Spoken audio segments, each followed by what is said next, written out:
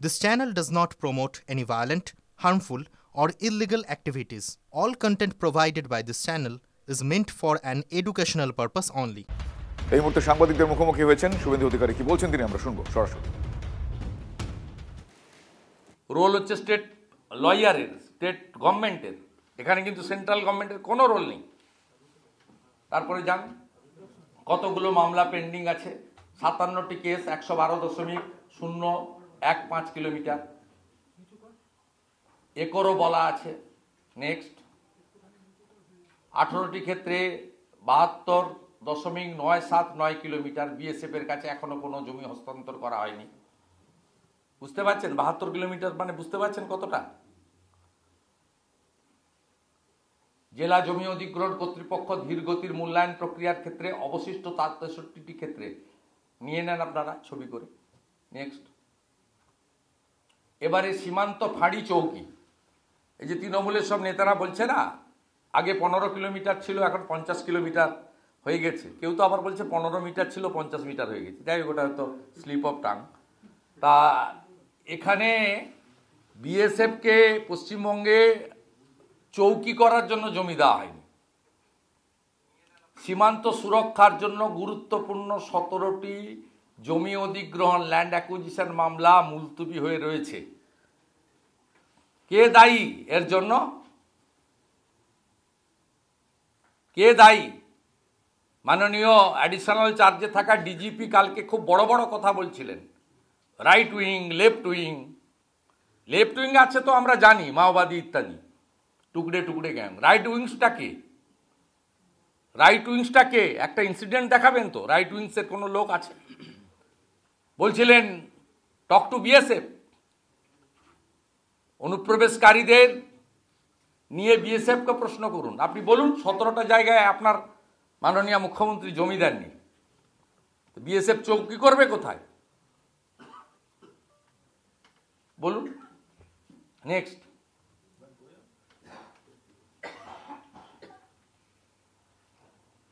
Next ভূমিহীন কি location plan কেএলপি,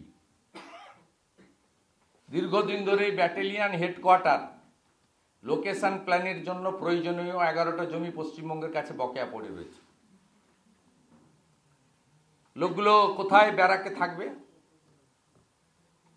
আপনাদেরও আমাদেরও তো বাড়ি আছে, ঠিকানা আছে, রাত্রিবেলা ফিরতে হবে, দেয়নি জমি।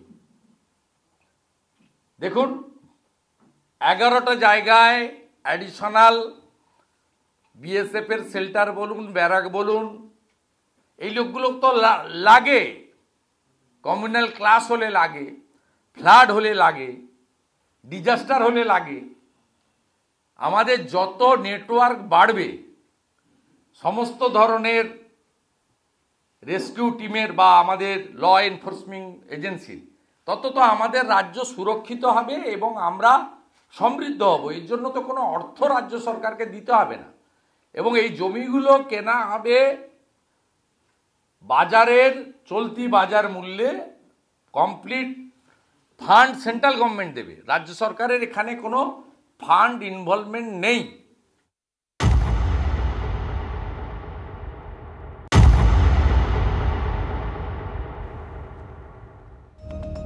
কিছুক্ষণ আগে আনসারুল্লাহ বাংলা টিমের কথা আপনাদের বলছিলাম। এই আনসারুল্লাহ বাংলা টিম এবিটি, অসমে আবারও এই এবিটি জঙ্গি গ্রেফতার হয়েছে। কোকরাঝাড় জেলার ভোডিয়াগুড়ি থেকে গ্রেফতার করা হয়েছে তাকে। ধৃত তার নাম গাজী রহমান।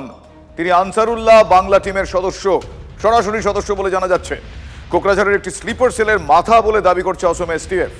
ধৃতের কাছ থেকে উদ্ধার হয়েছে আইইডি তৈরির সামগ্রী। প্রসঙ্গত আপনাদের জানিয়ে রাখি, ধৃত জাভেদ মুন্সি এই আইইডি স্পেশালিস্ট বলেও জানা গিয়েছে। ফলে এই গ্যাংয়ের ক্ষেত্রে ইম্প্রোভাইজড এক্সপ্লোসিভ ডিভাইস তৈরির ক্ষেত্রে যথেষ্ট গুরুত্বপূর্ণ ভূমিকা। ফলে আশঙ্কা এবং আতঙ্ক এক্ষেত্রে গুরুতর। মিলছে AK-47, 24টি কার্তুজের খোল।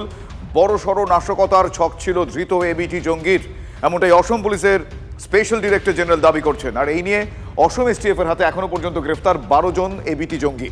উত্তর পূর্বে কতদূর তারা জাল ছড়িয়েছে, মানে জঙ্গি জাল ছড়িয়েছে, বিভিন্ন রাজ্যে জঙ্গি জালের তথ্য তালাশ করছেন তদন্তকারীরা। তাদের এই নাশকতার জাল কোথায়, কতদূর, কিভাবে বিস্তৃত হয়েছে তা জানার চেষ্টা করছেন তদন্তকারী আধিকারিকরা।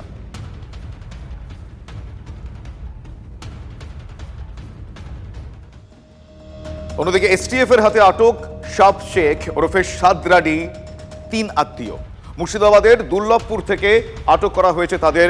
আবারও মুর্শিদাবাদ, বারবার এই ঘটনায় মুর্শিদাবাদের নাম উঠে আসছে বলে সে প্রশ্ন আমরা লাগাতার তুলে যাচ্ছি। তাহলে মুর্শিদাবাদকে কি তারা সেফ জোন বলে মনে করছে? মুর্শিদাবাদের নওদা থানার রাডির আত্মীয়দের জিজ্ঞাসাবাদ করছে এসটিএফ। সাদরাডির 3 আত্মীয়কে স্পেশাল টাস্ক ফোর্স গ্রেফতার করেছে, তাদেরকে জিজ্ঞাসাবাদ চালানো হচ্ছে। মুর্শিদাবাদে নওদা থেকে তাদের গ্রেফতার করা হয়েছে। নওদা থানায় তাদেরকে জিজ্ঞাসাবাদ চলছে এই মুহূর্তে। একের পর এক এই জঙ্গি গ্রেফতার, অনুপ্রবেশকারীদের আটক করা, এই যাবতীয় বিষয় নিয়ে জঙ্গিরা কোথায় কোথায় কতদূর কি জাল ছড়িয়েছে তা জানার চেষ্টা করছেন তদন্তকারীরা। জঙ্গি কার্যকলাপের জন্য আসাম এসটিএফ গ্রেপ্তার করেছিল সাবরাডি ওরফে সাব শেখ। এই সাব শেখের পিসির বাড়ি হচ্ছে নওদার দুর্লভপুর এলাকায়। সেখানে ভোটার কার্ডে নাম তুলেছিলেন, পাশাপাশি নাম তুলেছিলেন হরিহরপাড়ার কেদারতলা এলাকায়। সেই ঘটনায় এবার তার পিসির ছেলেকেও জিজ্ঞাসাবাদ করে জানতে চাইছে তদন্তকারী আধিকারিকরা। মনে করা হচ্ছে এই যে সাব শেখ আত্মীয়তার সম্পর্ক ছাড়াও জঙ্গি কার্যকলাপে হয়তো তার সঙ্গে যোগাযোগ ছিল, সেই কারণে পাশাপাশি যে তার ভোটার কার্ডের নাম তোলায় তার হাত ছিল, এমনটাও মনে করছে তদন্তকারী আধিকারিকরা। মুর্শিদাবাদ থেকে ক্যামেরায় সিদ্ধার্থর সাথে কৌশিক, টিভি 9 বাংলা। তৃণমূল কংগ্রেসের মুখপাত্র, আমরা বলি মুখপাত্র কুণাল ঘোষ, তিনি এবার আরজিকর আন্দোলনে যোগ দেওয়া শিল্পীদের বয়কটের হুঁশিয়ারি দিয়েছেন। তৃণমূল নেতার তীব্র আক্রমণ, মিথ্যা বিকৃত পোস্টমর্টেম রিপোর্ট নিয়ে কোট আনকোট নাটক করা হয়েছে। তৃণমূল আয়োজিত অনুষ্ঠানে এমন শিল্পীদের যেন দেখা না যায়, এমন হুঁশিয়ারি দিচ্ছেন কুণাল ঘোষ। শুনুন কি বলছেন তিনি।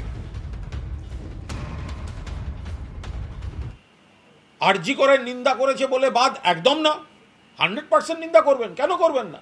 আরজি করের ঘটনা খারাপ ঘটনা। যারা ওই অমুকের গালে গালে জুতো মারো তালে তালে, কখনো হচ্ছে বাংলাদেশের মতো পালাতে হবে, একটা মিথ্যা বিকৃত পোস্টমর্টেম রিপোর্টের নামে বাইরে আসা জিনিস নিয়ে নাটক। আমাদের দলের তৃণমূল কংগ্রেসের নেতৃবৃন্দ, আয়োজক, এমন কোনো অনুষ্ঠানে যেন এমন কোনো শিল্পীকে দেখা না যায়, এমন কোনো ব্যক্তিকে দেখা জানা যায় গত 2.5-3 মাস ধরে যারা অবাঞ্ছিত অতিরিক্ত কুৎসা করে ব্যক্তিগত স্বার্থে মানুষকে প্ররোচিত করেছেন, বিভ্রান্ত করেছেন। যদি এ নিয়ে কোনো কনফিউশন থাকেন, শীর্ষ নেতৃত্বের সঙ্গে কথা বলে নিন। তৃণমূল কর্মীদের আবেগে আঘাত লাগছে, সকলেরই একেবারে শিল্পী তালিকা খতিয়ে দেখা উচিত। সতর্ক থাকতে হবে যে আমি অমুক এজেন্টকে দিলাম বা অমুক ইভেন্ট কোম্পানিকে দিলাম, তারা এমন কাউকে ডেকে আনলো যে 2 মাস আগে যে বাংলাদেশের তুলনা দিয়ে এখানে মুখ্যমন্ত্রীকে আক্রমণ করেছে, দলকে আক্রমণ করেছে, বড় বড় বিপ্লব করেছে, আর এখন অ্যাডভান্স নিয়ে ওই টাকা নিয়ে এসে তৃণমূলের মঞ্চে নাচ গান করবে, ওসব এবার হবে না। আপনারা শুনলেন তৃণমূল কংগ্রেসের মুখপাত্র, অন্যতম মুখপাত্র কুণাল ঘোষ। তিনি স্পষ্টতই বলে দিলেন যে তৃণমূলের তিনি এক তীব্র আক্রমণ বলা যায় মিথ্যা বিকৃত পোস্টমর্টেম রিপোর্ট নিয়ে যারা কোট আনকোট নাটক করেছেন, মানে সাম্প্রতিকতম আরজি করের মতন ইস্যুতে, গুরুত্বপূর্ণ ইস্যুতে, সংবেদনশীল ইস্যুতে যে সমস্ত জনপ্রিয় মুখকে সামনে দেখা গিয়েছে, তিনি বলছেন যে তারা এই গোটা বিষয়টা বিরোধিতা করছেন, প্রতিবাদ করছেন, ঠিক আছে, কিন্তু পার্টিকুলার কিছু স্লোগান নিয়ে আপত্তি আছে তিনি জানালেন। এবং শুধু তাই না, তাদেরকে বয়কট করার কথা দিচ্ছেন এবং বলছেন যে আগামী দিনে যেন তাদেরকে রাজ্যের, মানে তৃণমূল কংগ্রেসের কোনো অনুষ্ঠানে দেখতে পাওয়া না যায়। প্রশ্ন হচ্ছে এই স্ক্রুটিনি করতে গিয়ে ঠক বাজতে গা উজাড় না হয়ে যায় তৃণমূল কংগ্রেসের, যেরকম হুঁশিয়ারি শোনা গেল। মানুষকে প্ররোচিত, বিভ্রান্ত করছেন শিল্পীরা, এমনটা বলছেন কুণাল ঘোষ। এবং এই প্রতিবাদকে বিভ্রান্তি, প্ররোচনা বলে তিনি কোন পার্সপেক্টিভে মনে করছেন সেটা নিশ্চয়ই সময় বলবে, কিন্তু তিনি বলছেন যে কিছু কিছু পার্টিকুলার অসংবেদনশীল স্লোগান, তার কথা মতো সেই স্লোগানের তিনি বিরোধিতা করছেন এবং তিনি চিহ্নিত করেছেন কারা কারা। তিনি বলছেন যে তাদের তরফ থেকে নিশ্চয়ই কোনো গুরুত্বপূর্ণ টিম কাজ করেছে এটা চিহ্নিতকরণের জন্য, যে চিহ্নিতকরণ করেছেন তারা সেই ছবি দেখেছেন, ফুটেজ দেখেছেন, তাদেরকে যেন আগামী দিনে তাদের অনুষ্ঠানে দেখতে না পাওয়া যায়। প্রশ্ন হলো, প্রায় গোটা জনপ্রিয় মুখ সবাই প্রায় এসেছিলেন এই গোটা বিষয়টাতে, তারা প্রতিবাদ জানিয়েছেন। ফলে সবাইকে যদি বাদ দিতে হয় তাহলে ইন্ডাস্ট্রি কীভাবে চলবে, বিশেষ করে বিনোদন জগৎ, সেটা এই মুহূর্তে নির্দিষ্ট করে একটা বড়সড় প্রশ্নের মুখে। হয়তো সময় বলবে তার উত্তর। আপাতত তৃণমূল কংগ্রেস কর্মীদের তরফ থেকে প্রতিনিধিত্ব করে তৃণমূল কংগ্রেসের অন্যতম মুখপাত্র কুণাল ঘোষ এই হুঁশিয়ারি দিয়ে রাখলেন যে যাদেরকে দেখতে পাওয়া গিয়েছে, যারা কোট আনকোট তার কথা মতো মিথ্যা বিকৃত পোস্টমর্টেম রিপোর্ট নিয়ে নাটক করেছে, তাদেরকে যেন আগামী দিনে তাদের কোনো বিশেষ অনুষ্ঠানে দেখতে না পাওয়া যায়। এখন সময় বলবে শিল্পীরা ভয় পেয়ে যাবেন নাকি তারা আরও প্রতিবাদে পথে নামবেন।